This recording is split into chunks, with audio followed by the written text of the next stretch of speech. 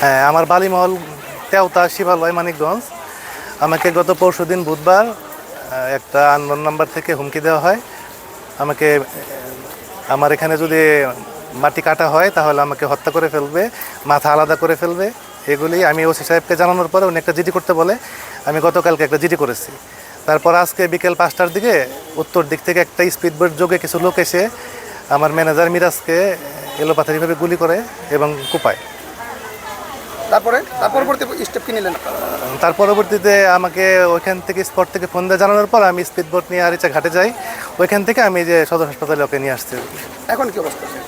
এখন তো ডেট সম্ভবত আর কি। মানে ডাক্তার কি মৃত ঘোষণা করছে? হ্যাঁ, ডাক্তার বললো যে আমি ইসিজি করে আপনাকে জানাচ্ছি। আমি তো বাইরে আসলাম এখন আর কি। হ্যাঁ, আরিচা থেকে ওনাকে মানিকগঞ্জ সদর হাসপাতালে নিয়ে আসি। আনার পরে কর্তব্যরত ডাক্তার ওনাকে টেস্ট করে মৃত ঘোষণা করে আর কি।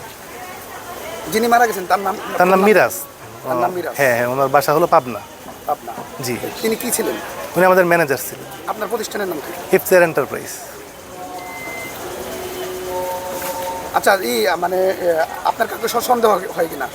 না, আমাকে তো বলছে যে সিরাজগঞ্জের কথা, যে ওইখানকার বডি যদি ভরে দেয় তাহলে আমাকে মেরে ফেলবে।